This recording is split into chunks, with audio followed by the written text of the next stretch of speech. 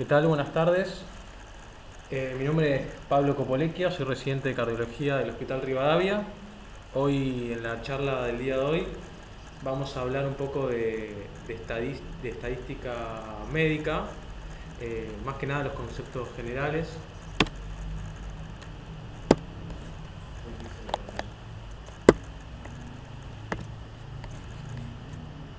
Bueno, para empezar, quería solo citar cuál es la importancia en lo que refiere a estadística, más que nada en nuestra profesión, porque es importante entenderla y ponerla en la práctica, ¿no?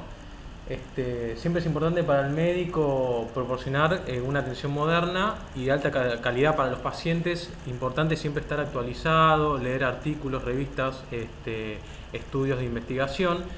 Entonces, para poder, obviamente, poder aplicarlos para el bien del paciente. Entonces, por eso creo que es importante poder entender esta materia. Así que es una especialidad bastante compleja. Es importante entenderlo y poder ponerlo en práctica de forma correcta. Como modo de definición, lo que es estadística se define como una ciencia formal y una herramienta que estudia usos y análisis provenientes de una muestra representativa de datos en la que se busca explicar las correlaciones y dependencias de un fenómeno que puede ser físico o natural y una ocurrencia que puede ser aleatoria o condicional. Eso básicamente es la definición de estadística. Entonces, para empezar, vamos a nombrar lo que son los estudios de investigación. En los estudios de investigación, el objetivo es siempre demostrar la existencia de una condición, ¿sí? ¿Qué es esta condición? Es una exposición.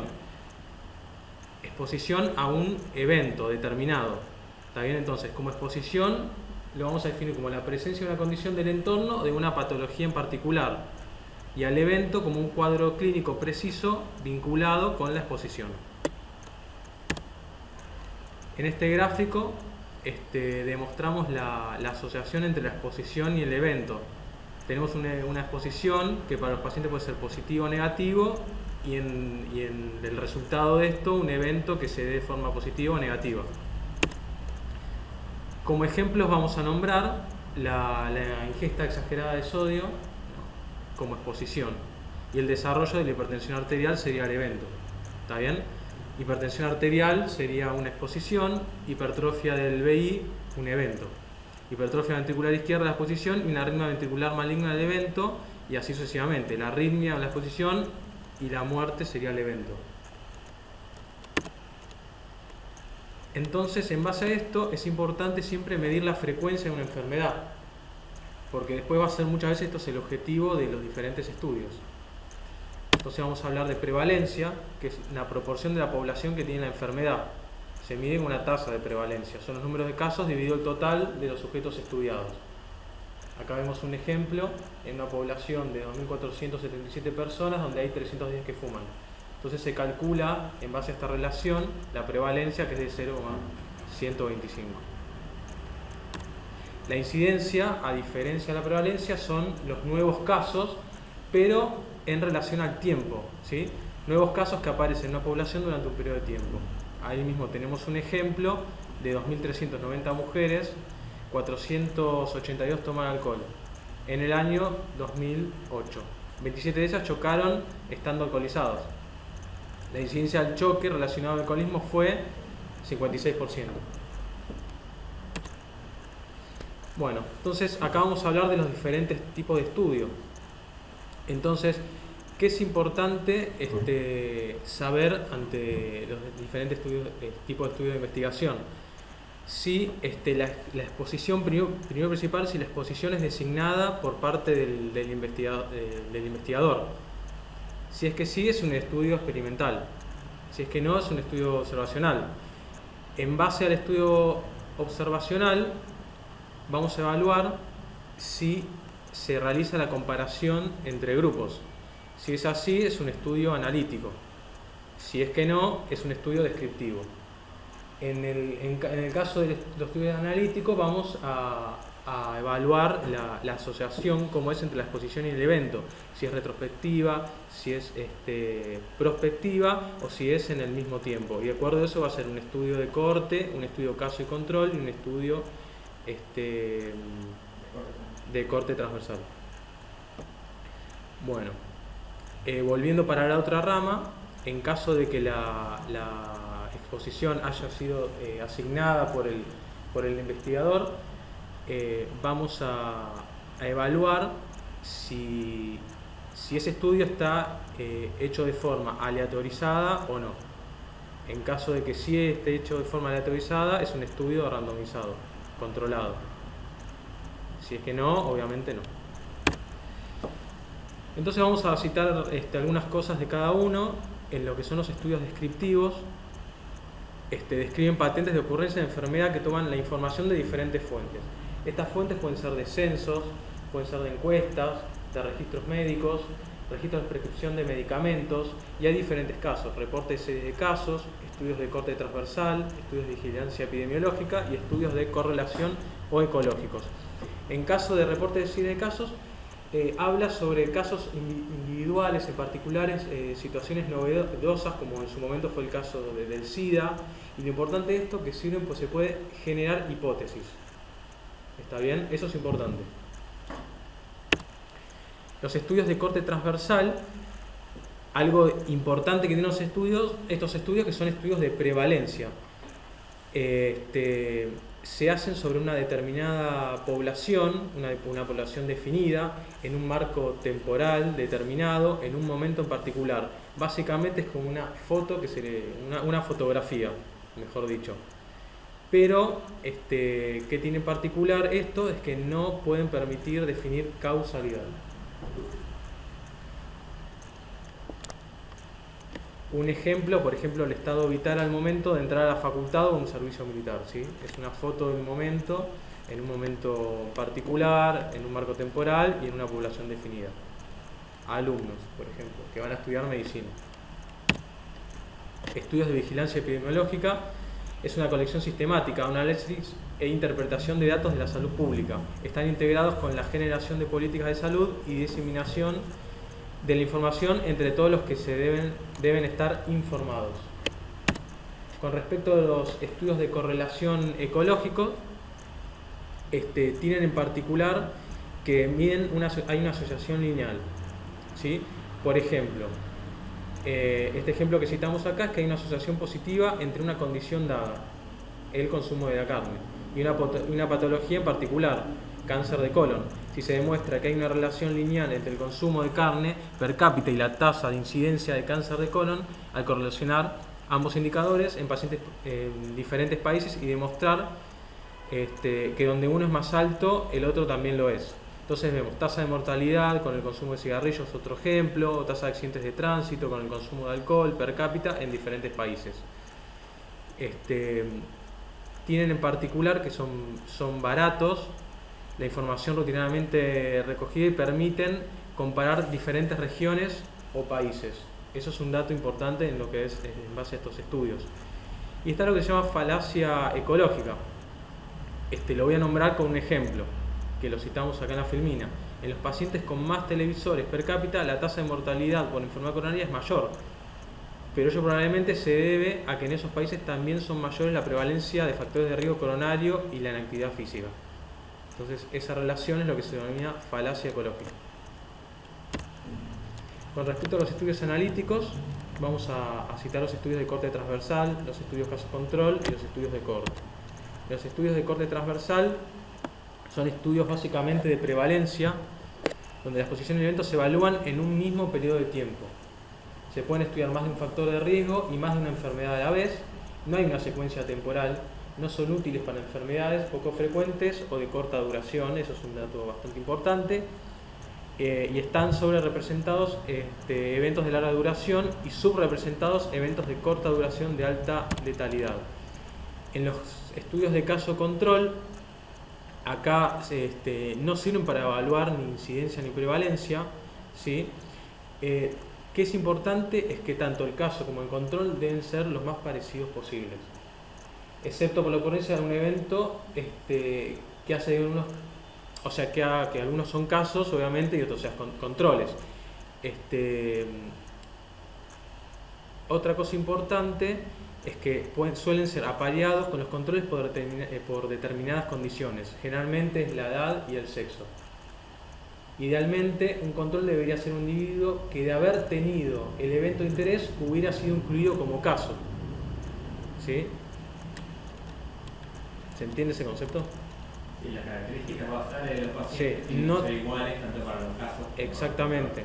Y que el control, el cual no tiene la patología, por ejemplo, sea un paciente que tranquilamente pudo haber sido un caso. Porque si no, va a haber una marcada diferencia entre los dos y el estudio no va a dar como uno quiere. Entonces acá vemos la exposición, la no exposición y el evento y no evento, cómo se puede evaluar de forma retrospectiva, ¿sí? Entonces, las ventajas, ¿cuáles son? De los casos controls. Útiles para evaluar asociación con la exposición cuando el evento es raro o hay varias exposiciones posibles. Útiles en patologías de larga gestación y que son estudios baratos. ¿Y qué tenemos como ventaja? Son ineficientes para evaluar exposiciones raras y están muy expuestos a sesgos. ¿Qué es un sesgo? Los sesgos son fuentes de error, ¿sí? Es algo que me marca que la asociación entre una exposición y un evento no es real. ¿Está bien? En los estudios muchas veces se presentan sesgos, los vamos a leer cuando leamos estudios de investigación, en lo que son las limitaciones del estudio, los sesgos que hay diferentes sesgos. Los más comunes son los sesgos de selección y de observación. Los sesgos de selección justamente es a lo que están muy expuestos los estudios de caso y control. Son errores sistemáticos en los que obviamente no pueden ser evitados o detectados por un test estadístico. Por ejemplo, un sesgo de selección es: hago un estudio de una terapéutica comparando la cirugía con tratamiento médico. Entonces yo elijo pacientes para cirugía que tengan menos factores de riesgo, menos complicados que los pacientes con tratamiento médico. Entonces, ¿a quién les va a ir mejor? A los pacientes con cirugía. Ese es un sesgo de selección. ¿Está bien? ¿Cómo lo evito? Con los estudios randomizados, que después lo vamos a ver. Estudios de cohorte pueden ser prospectivos o retrospectivos. Acá vemos el caso prospectivo, ¿sí? De la exposición para adelante, ¿sí? El momento cero es la posición y vemos cómo va evolucionando hacia el evento. Y puede ser retrospectivo, se evalúa tanto desde la exposición hacia el evento y vemos retrospectivamente, o sea, para atrás, volvemos hacia la exposición una vez ocurrido el evento. Entonces, la selección de los expuestos varía según la prevalencia de la exposición. Si la exposición es poco frecuente, se selecciona a los expuestos específicamente. Y si la exposición es común, por ejemplo tabaquismo, no es necesario buscar expuestos específicamente. La duración del seguimiento depende del tiempo de latencia. Si el seguimiento es más largo, la chance de pérdida es mayor, ¿sí? Esto lo vamos a ver muy frecuente en los estudios más largos, hay mayor pérdida de seguimiento. Cuando hay que tener cuidado con el sesgo de selección y de seguimiento diferencial, que los sesgos era lo que charlábamos hace un ratito.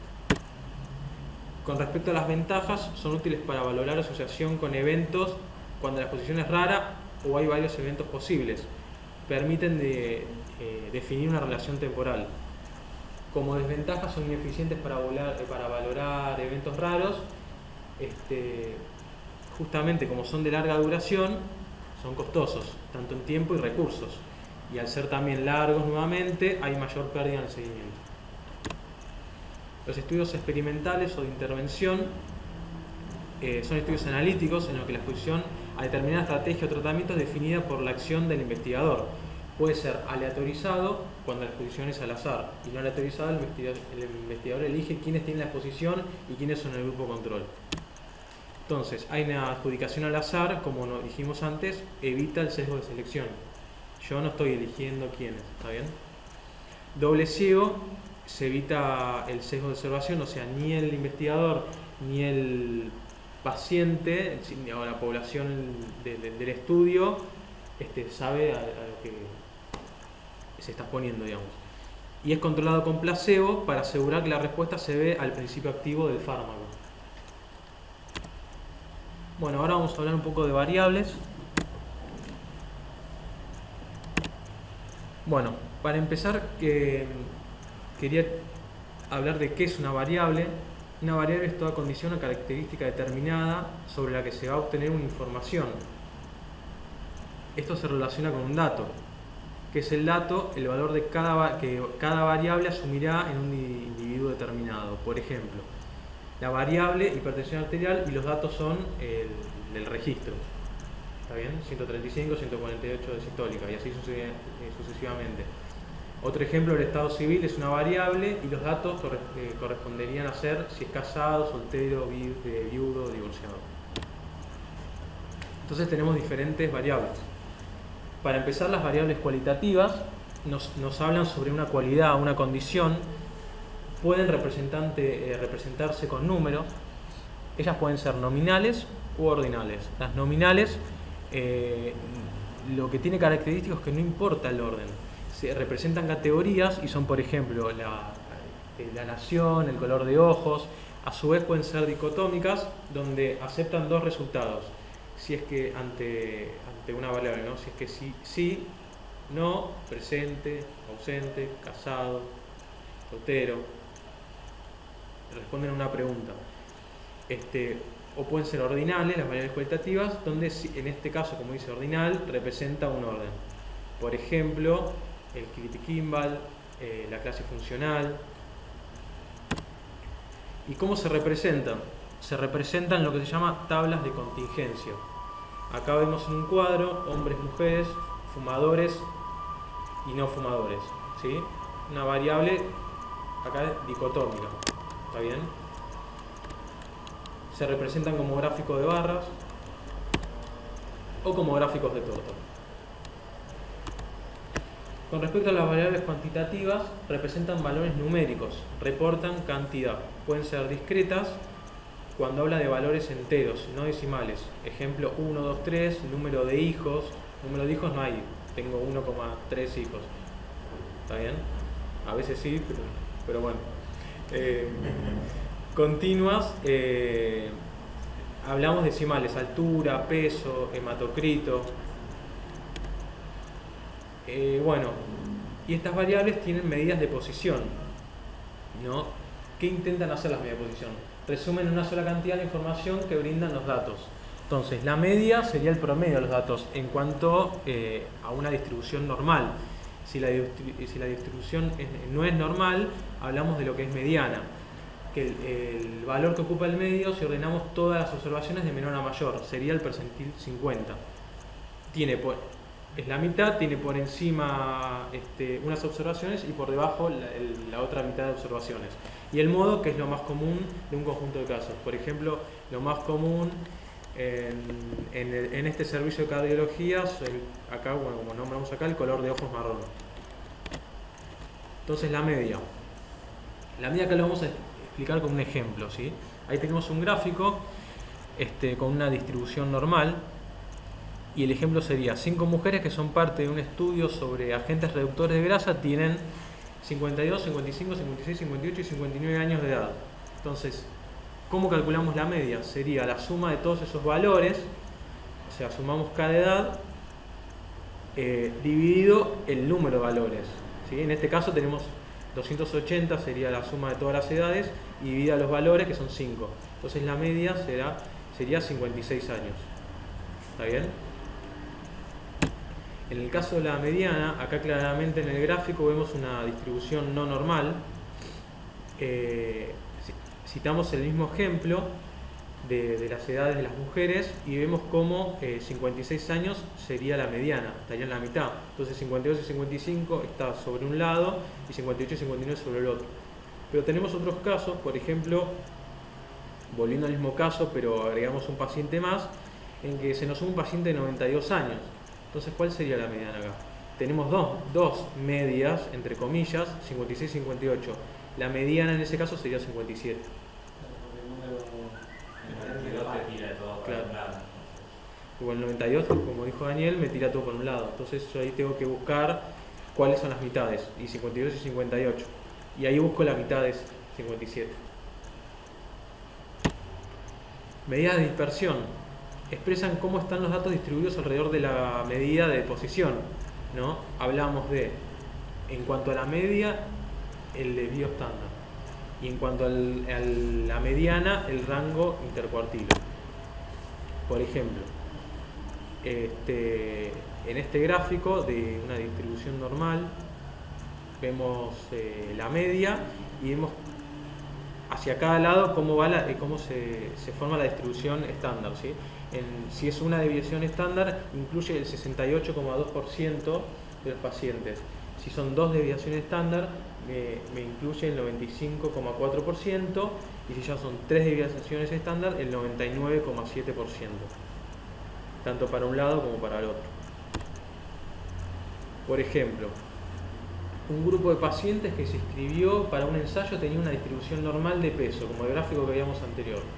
La media de peso de los pacientes era de 80 kilos y se calculó que el desvío estándar era de 5 kilos.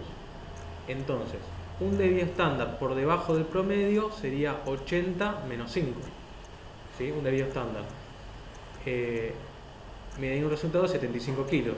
Y un desvío estándar por encima del promedio, 85 kilos. Entonces, como conclusión, más menos un desvío estándar incluirá el 68,2% de los pacientes. Por lo tanto, ese porcentaje estaría entre un 75 y un 85 kilos, claro. Y así sucesivamente cuando hablamos de dos desvíos estándar y de tres desvíos estándar. ¿Cómo se representan? ¿A través de qué gráficos? Los histogramas, los polígonos de frecuencia y el box plot, ¿sí? Acá vemos la mediana, el percentilo 50, el percentilo 75 lo que está por encima, el percentilo 25 lo que está por debajo. Vamos a hablar de probabilidad. ¿Qué significa el valor de la P, que es probabilidad? Es cuando necesitamos ver cuál es la probabilidad de que una hipótesis sea verdadera o no. ¿Qué es hipótesis? Hipótesis significa, o hipótesis nula, que no hay diferencia entre los dos tratamientos. Para que se entienda, la hipótesis nula es lo contrario a lo que yo quiero demostrar. Yo quiero mostrar lo que hace este medicamento, bueno, sería lo contrario lo que hace este medicamento. Entonces, se representa la probabilidad de que cualquier diferencia observada haya ocurrido por casualidad. Se expresa en decimales del 0 al 1 y la sumatoria de probabilidades es igual a 1. Entonces, esto es el test de las hipótesis, ¿sí? Tenemos H0 es la hipótesis nula. Esta hipótesis nula puede ser falsa o verdadera, ¿sí? Que exista o no. Un concepto importante es que la hipótesis nula no es que se acepta o no.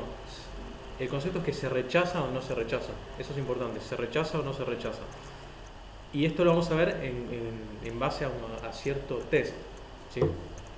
Entonces, por ejemplo, si un test rechaza la hipótesis nula que es falsa, estoy hablando de los verdaderos positivos. ¿Está bien? Los verdaderos positivos, después vamos a ver, son los enfermos a los cuales el estudio le dio positivo. Entonces acá hablamos que en el estudio hay diferencia, ¿sí? Hay una diferencia. Entonces, si el test rechaza la hipótesis nula y esa hipótesis nula es verdadera, estamos hablando de lo que es error alfa o tipo 1, serían los falsos positivos. ¿Está bien? Entonces, a mayor error alfa, menor especificidad del estudio.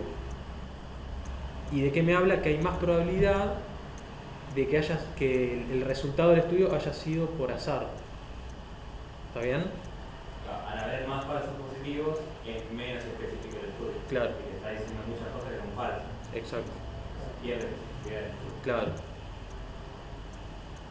Si el test no rechaza la hipótesis nula y esa hipótesis es falsa, estamos hablando que es error beta o tipo 2. Los falsos negativos son sensibilidad. ¿Está bien?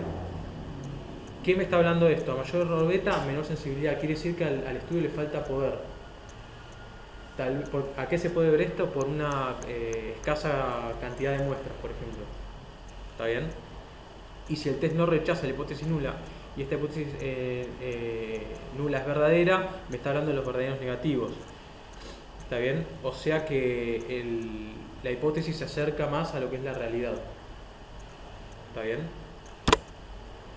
Ejemplos con respecto a lo que es probabilidad.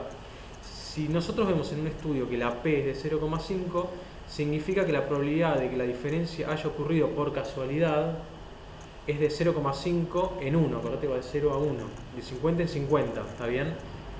No sería estadísticamente significativo. Es lo mismo que tirar una moneda. Exactamente.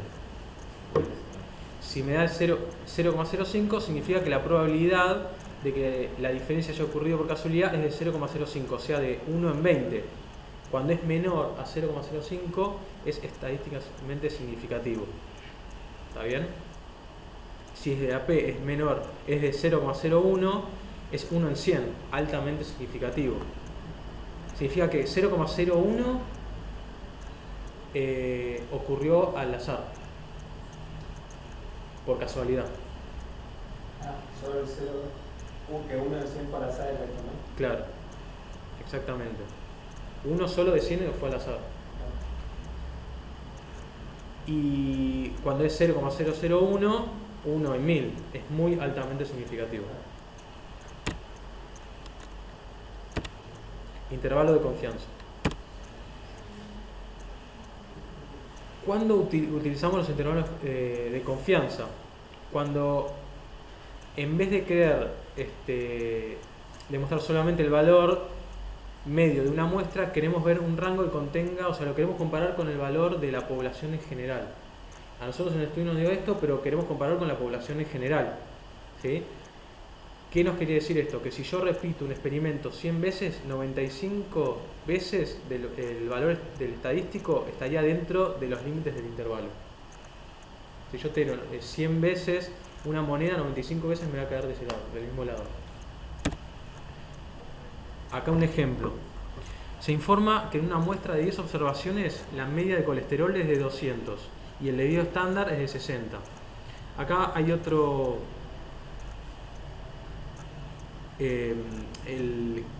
voy a hablar de lo que es el error estándar de la media, que sería como el desvío estándar, pero de la media poblacional, de la media general. ¿Está bien? De las medias madres, digamos, para que se entienda más. Que ¿cómo es? Es el desvío estándar dio la raíz cuadrada del número de observaciones. En este caso, 60, que es el desvío estándar, ¿sí? Dividido 10, que es el número de observaciones, entonces 6. Entonces, entre 200 miligramos por decilitro más menos 1,96, que es el intervalo de confianza del 95%, ¿sí? Multiplicado por 6, ese valor me da como resultado que entre 188,2 y 241 está incluido el 95% de las medias. ¿Sí? De acá a acá. ¿Se entiende el concepto? ¿Se entiende? Estudios diagnósticos. Especificidad, sensibilidad, valor predictivo y curva ROC. Bueno. En cuanto a los estudios diagnósticos, vamos a ver lo que es el verdadero positivo, el falso positivo, el falso negativo y el verdadero negativo. ¿Qué es el verdadero positivo? Ya antes lo habíamos nombrado con el test de hipótesis. Son cuando el test da positivo para un enfermo, el falso positivo cuando el test da positivo en un sano, el falso negativo, el test negativo en un enfermo, y el verdadero negativo, el test negativo en un sano, ¿sí? Entonces, en base a esto vamos a calcular en cada estudio lo que es sensibilidad y especificidad. La sensibilidad de una prueba diagnóstica es la probabilidad que tiene un enfermo de que el resultado dé positivo. Entonces, ¿cómo es la cuenta? Sería los verdaderos positivos dividido los enfermos. ¿Está bien? Y la especificidad sería, de una prueba diagnóstica, es la probabilidad que tiene una persona sin la enfermedad que dé un resultado negativo. ¿Está bien? O sea, los sanos de la prueba de sano, de negativa. Entonces, los verdaderos negativos dividido los sanos. El valor predictivo positivo es la probabilidad que tiene una persona con la prueba diagnóstica positiva de tener una enfermedad. Entonces, relacionamos los verdaderos positivos dividido los verdaderos positivos más los falsos positivos. El valor predictivo negativo es la probabilidad que tiene una persona que ha resultado negativa en la prueba diagnóstica de no tener esa enfermedad. Entonces la relación sería la inversa, los verdaderos negativos dividido los verdaderos negativos más los falsos negativos. Y en base a esto vamos a hablar de lo que es curva ROC. Curva ROC viene de Receiver Operating Characteristic. Este concepto viene ya desde la Segunda Guerra Mundial, la época de Pearl Harbor, básicamente, donde ellos querían, los operadores de radar, censaban a través del radar, obviamente, los diferentes ataques de los japoneses, ¿sí? los misiles. Entonces quería ver qué sensibilidad, qué especificidad tenía esa imagen que ellos estaban viendo. ¿Está bien? ¿Era realmente un misil? Ese era el objetivo, y ahí viene. Entonces una prueba diagnóstica, a medida que aumenta la sensibilidad, decrece la especificidad y viceversa. Tenemos en el gráfico relacionado la sensibilidad y 1 menos la especificidad, ¿sí? A la inversa. Entonces la curva ROC grafica la tasa de verdaderos positivos contra la tasa de falsos positivos. Y acá es importante valorar lo que es el área bajo la curva ROC, ¿está bien? Que representa la capacidad de discriminación del método. Entonces, un área bajo la curva ROC de 0,5 nos indica que carece de capacidad para discriminar ese cierto estudio. Un área bajo la curva de 1 es el área ideal, tiene una sensibilidad y una especificidad del 100%. ¿Dónde la vemos? En el ángulo superior izquierdo del gráfico. Cuando es de 0,5 a 0,7 tiene escasa capacidad, de 0,7 a 0,9 buena capacidad y mayor a 9 muy buena capacidad. Acá en esta filmina vemos cómo podemos comparar dos tests, ¿sí? Según su curva ROC, y vemos cómo es mayor el test A. Bueno, y acá estamos comparando en un estudio importante que se realizó, que nosotros lo usamos mucho, el Grace, el TIMI, ¿está bien? Como scores, vemos cómo en lo que es en cuanto a óbito e infarto, como el Grace, tanto como óbito e infarto y angina refractaria, como el Grace tiene mayor área bajo la curva ROC, ¿sí? 0,91 0,69 en el caso de óbito e infarto y 0,82 contra 0,68 en lo que es óbito, infarto y angina refractaria. ¿Está bien? Capacidad de discriminar a aquellos pacientes que tienen alto riesgo de presentar óbito e infarto o óbito e infarto y angina. Exactamente. Medidas de asociación. Acá vamos a hablar de riesgo absoluto, riesgo relativo y odds ratio. Un riesgo es la medida de la probabilidad de que algo ocurra. Y un factor de riesgo es algo que aumenta o disminuye la probabilidad de que cierto individuo desarrolle un evento, que puede ser este evento, como ya venimos diciendo, una enfermedad, una muerte, que es lo más frecuente en los estudios, o una reacción adversa. Entonces, ¿cómo calculamos el riesgo absoluto? En él se mide la probabilidad con la que aparece el daño durante un cierto periodo. Entonces, relacionamos el número de casos nuevos con una población de referencia. El riesgo relativo mide tanto el riesgo que tienen los expuestos comparados con los no expuestos. Entonces vamos a relacionar el riesgo de los expuestos, obviamente, con los no expuestos, como vemos acá en el gráfico. Si ese resultado nos da mayor a 1, estamos hablando que ese es un factor de riesgo. Si es igual a 1, no hay una asociación entre la exposición y el evento, y si es menor a 1, es un factor protector. El odds se define como una razón, es una parte respecto de la otra, no respecto de un total. El odds ratio es un cociente de razones. Entonces, ¿a qué pregunta nos responde este valor? ¿A cuál es la probabilidad de que algo suceda respecto a que no? Como el ejemplo nos dice, la chance de un paciente de infartarse contra qué chance tiene de no infartarse. Entonces, esto es para hacer un ejercicio no tenemos calculadoras, pero bueno, están los celulares. Pero bueno, acá vemos un cuadro donde relacionamos una prueba ergométrica que da positiva o negativa en pacientes con enfermedad coronaria o sin enfermedad coronaria. Vemos también el valor total de pacientes tanto enfermos como no enfermos, ¿sí? Tenemos por este lado los verdaderos positivos en el cuadrado A. En el cuadrado A tenemos a los falsos negativos.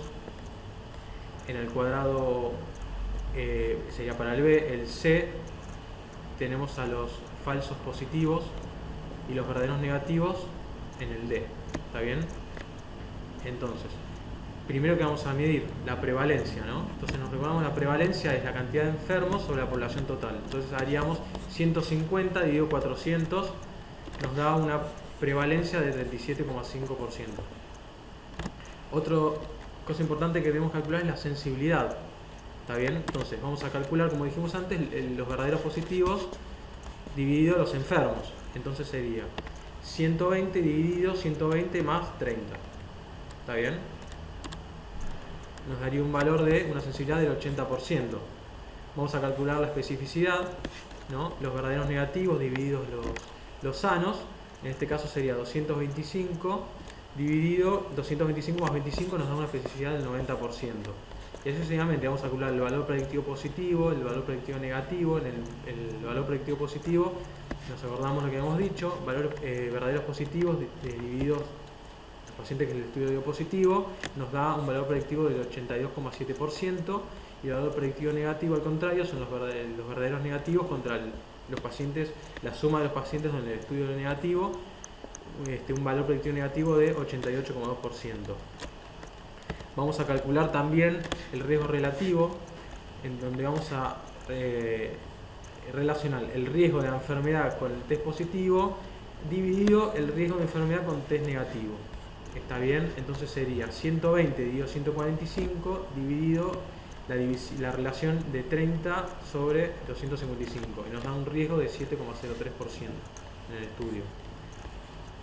Y vamos a medir el odds ratio, ¿no? Con una razón de los productos cruzados. Entonces haríamos la relación de A de los verdaderos positivos por los verdaderos negativos dividido los falsos positivos por los falsos negativos. Eso nos daría el odds ratio, que es 36. ¿Está bien? ¿Alguna duda con eso? Bueno, y para terminar vamos a hablar de algo que también se habla mucho, que son el análisis de sobrevida. Vamos a citar la curva de Kaplan-Meier, que tiene de importancia, que se ocupan de representar el tiempo hasta que ocurre un evento. Cuando comparamos a dos grupos en cuanto a la supervivencia, se realiza lo que se llama prueba de log rank. ¿Está bien? Y acá nuevamente aparece el valor de P, que es lo que nos va a indicar la importancia que tiene el resultado. Acá tengo un ejemplo donde se comparan diferentes poblaciones, ¿no? Y cada evento, generalmente cada evento es la muerte, es lo más frecuente que se desarrolle. Y me lo marca en este punto, ¿no?